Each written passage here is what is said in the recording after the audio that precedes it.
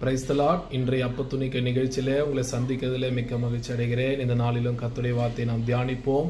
உங்களுக்காக ஒரு வசனத்தை நான் வாசிக்கிறேன். எபிரேயர் 13ஆம் அதிகாரத்திலே 2ஆம் வசனத்தை நான் வாசிக்கிறேன். அந்நியரை உபசரிக்க மறவாதிருங்கள். ஆமென். கவனிங்க, அந்நியரை உபசரிக்க மறவாதிருங்கள்.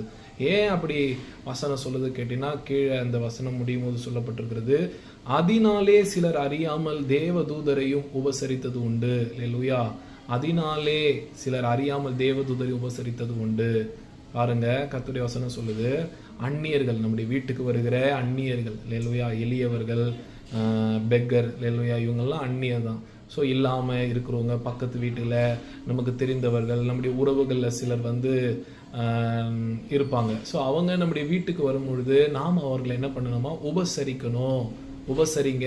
ஏன்னா நீங்கள் அறியாமல் உங்கள் வீட்டுக்கு வருகிற தேவனை நீங்கள் உபசரிக்கிறீங்க அப்படி சொல்லி நம்முடைய கர்த்தருடைய வசனம் நமக்கு சொல்லுது. பாருங்க, நான் உங்களுக்கு ஒரு சில காரியங்களை நான் உங்களுக்கு வேதத்திலிருந்து எடுத்து காட்டுறேன். ஆதியாகமம் 18ஆவது அதிகாரத்தில் நாம் பார்க்கிறோம். பாருங்க, பின்பு கர்த்தர் மம்ரேயின் சமபூமியிலே அவனுக்கு தரிசனமானார். யாருக்குன்னு கேட்டீங்கன்னா, ஆபிரகாமுக்கு கர்த்தர் தரிசனம் ஆகுறாரு. எப்படி தரிசனம் ஆகுறாரு பாருங்க.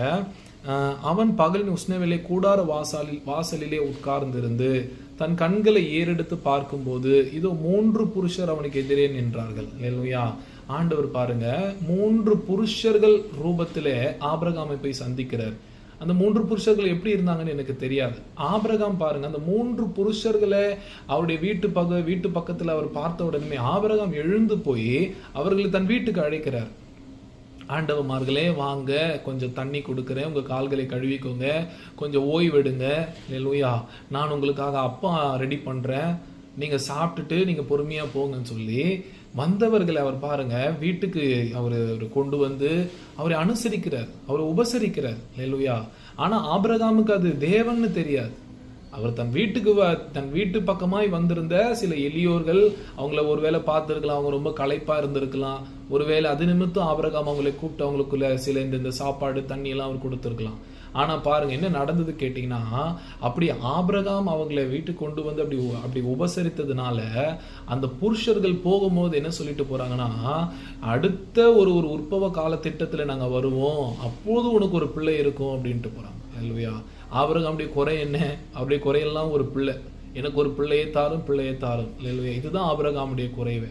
அப்ப அந்த குறைவு எப்போது நிவர்த்தி செய்யப்படுது கேட்டீங்கன்னா, அவர் அந்த அந்நியரை உபசரிக்கிற அவர்கிட்ட அந்த நல்ல குணத்தினால அவர் தெரியாமல் தேவனை உபசரிச்சிட்டாரு.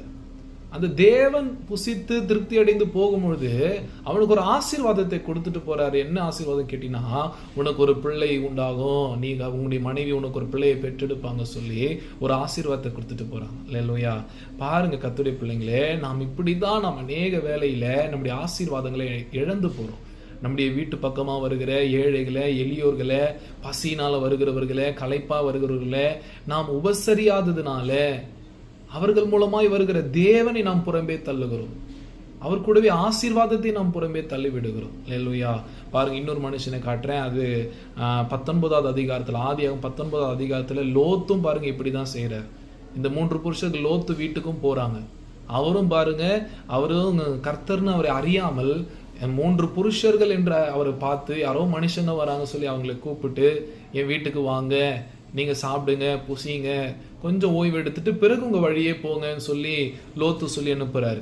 அப்போ அந்த லோத்து வீட்டுக்கு வந்தவங்க கடவுள்னு அவருக்கு தெரியாது, கர்த்தர்னு அந்த லோத்துக்கு தெரியாது. அவர் அந்த புருஷர்களை தன் வீட்டுக்கு ஏத்துக்கினார், தன் வீட்டுக்குள்ள அவர் சேர்த்து கொண்டார், அவர்களுக்கு இடம் கொடுத்தார், தங்குவதற்கு அவர் இடம் கொடுத்தார். பாருங்க, அதனால என்ன நடந்துச்சு கேட்டீங்கன்னா, அந்த சோதோம் குமரா, லோத்து இருக்க அந்த சோதோம் குமரா பட்டணத்தின் மேல வர இருந்த ஆபத்துக்கு லோத்தும் அவருடைய குடும்பமும் அவருடைய பிள்ளைகளும் தப்புவிக்கப்பட்டாங்க. அந்த வந்த புருஷர்கள் அவர்களை தப்புவித்தார்கள். அப்போ நம்முடைய வீட்டுக்கு வருகிறது யாருன்னே தெரியாம நம்ம சில நேரத்துல என்ன பண்றோம் கேட்டீங்கன்னா, நம்ம சிலரை உபசரிக்க மறக்கிறோம், அவங்களை அனுப்பி விட்டுறோம். ஒண்ணு இல்ல, போங்க நாளைக்கு வாங்க, எங்கிட்ட ஒண்ணு இல்ல, இப்படிலாம் சொல்லி நாம என்ன பண்றோம் கேட்டீங்கன்னா அவங்களை அனுப்பி விட்டுறோம். ஆனா ஒண்ணு தெரிஞ்சுக்கோங்க, சில நேரங்கள்ல கர்த்தரே இப்படிப்பட்ட எளியவர்கள் மூலமா நம்முடைய வீட்டுக்கு வருவத நாம் உணர வேண்டும். அல்லேலூயா. தேவன் அவரு தாம் இருக்கிற வண்ணமாகவே தம்முடைய மகிமையோடு கூட இந்த பூமியில வரமாட்டார். இப்படிதான் அந்த ஏழை எளிய ஜனங்கள் மூலமா தான் நம்முடைய வீட்டுக்கு அவர் வருவார். இப்படி வருகிற தேவனை நாம் என்ன பண்ணக்கூடாதுன்னா அப்புறமே தள்ளக்கூடாது. அப்ப நம் தேவனோடு கூட சேர்ந்து நம்ம ஆசீர்வாதத்தை நாம் இழந்து போகும். அல்லேலூயா. ஆக தான் கர்த்தருடைய வசனம் இந்த காலை வேளை உங்களுக்கு சொல்லுது, அந்நியரை உபசரிக்க மறக்காதீங்க, ஏழைகளை நீங்க மறக்காதீங்க. ஆண்டவர் சொல்றார், இவர்களுக்கு என்ன செய்தீர்களோ அதை எனக்கே செய்தீர்கள் என்றார். இந்த எளியவர்களுக்கு நீங்க எதை செய்தீர்களோ அதை எனக்கே செய்கிறீர்கள் சொல்றார். அல்லேலூயா. ஆகையினால இந்த காலை வேளையில உங்க வீட்டுக்கு வருகிற, உங்க வீட்டு பக்கத்துல இருக்கிற, அங்க இருக்கிற எளியவர்களை நீங்க மறக்காதீங்க. அவங்கள உபசரிக்க, அவங்களுக்கு அப்பம் கொடுக்கவும், ட்ரெஸ் கொடுக்கவும், இடம் கொடுக்கவும்